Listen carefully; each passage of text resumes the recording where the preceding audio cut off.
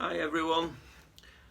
How we've all benefited from socialism, but the mainstream don't tell us or advocate it even, for obvious reasons, because the people at the top, socialism is a dirty word, they're terrified of it. And they're terrified of it because it basically stands for making a more equal society for everybody, so that everybody shares in the whole wealth of the nation. When we say how have we benefited from socialism, take for example education. If you go right back to the Victorian times and beyond, there wasn't such a thing as education for ordinary people, poor people. No education at all, no schools, just a life of misery, children working down the pits and up the chimneys. This is the sort of world that we lived in.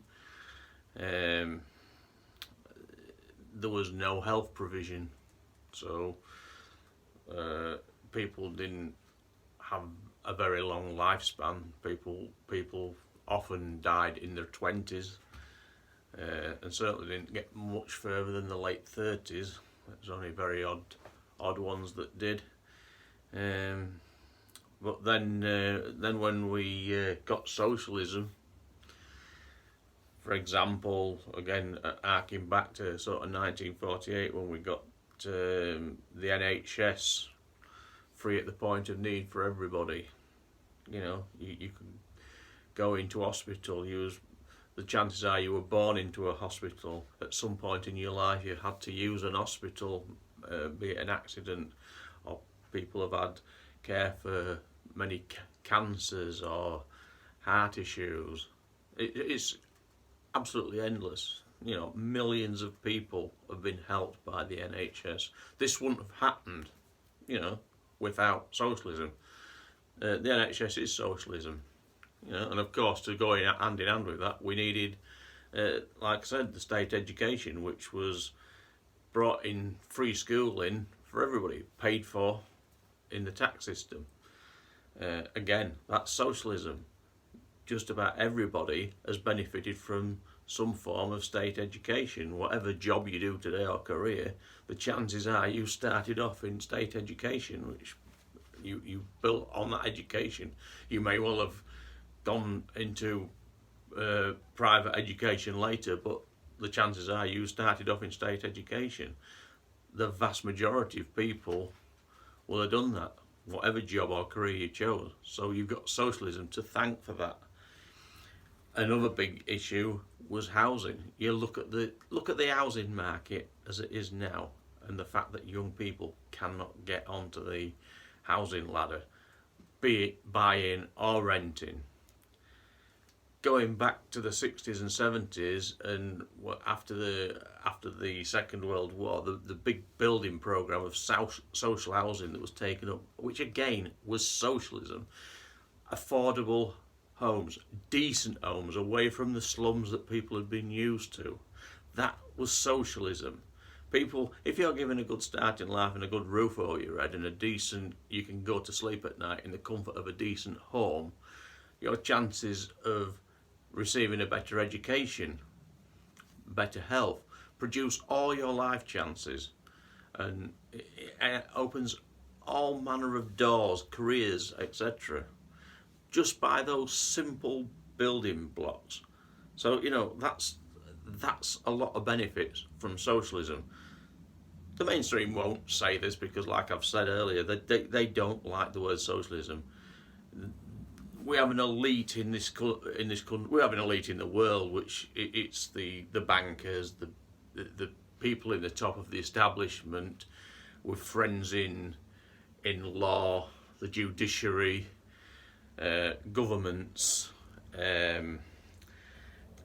There's just so many people that are all in it for themselves, and they want to keep the wealth of the nation to themselves. They want us to be the slaves to them. That's the system they like, and it's called capitalism.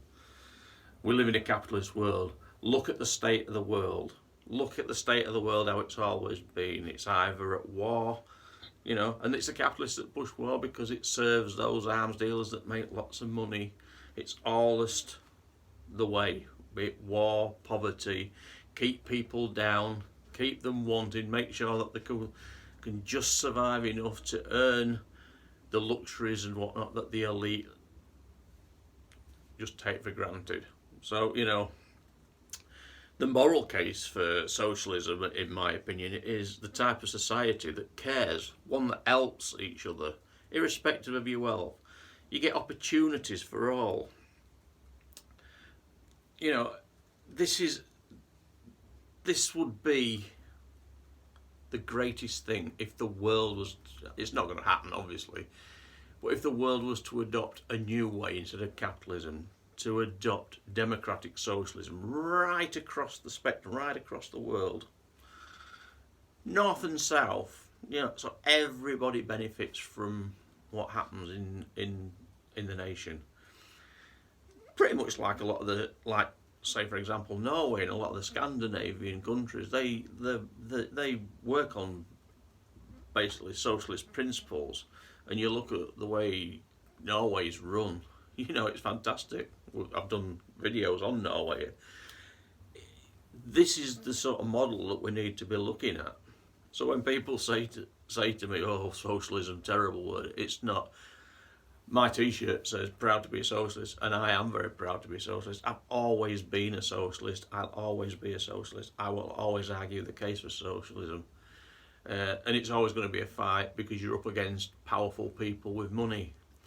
But if you're a young person out there and you're just leaving school and you want to have a little bit of interest in politics, you know, read up on socialism, read up on the benefits of socialism, and turn your life to fighting for it, because it will be a fight. But if we're ever just to get peace and justice in the world, that's what we've got to do, big time. Anyway, thank you very much for listening, everybody. Again, if you can subscribe, please do so. It doesn't cost anything to subscribe. Please, if you like the content, drop a like in, or even a comment if you like. But anyway, have a nice weekend. Take care, everyone. Bye.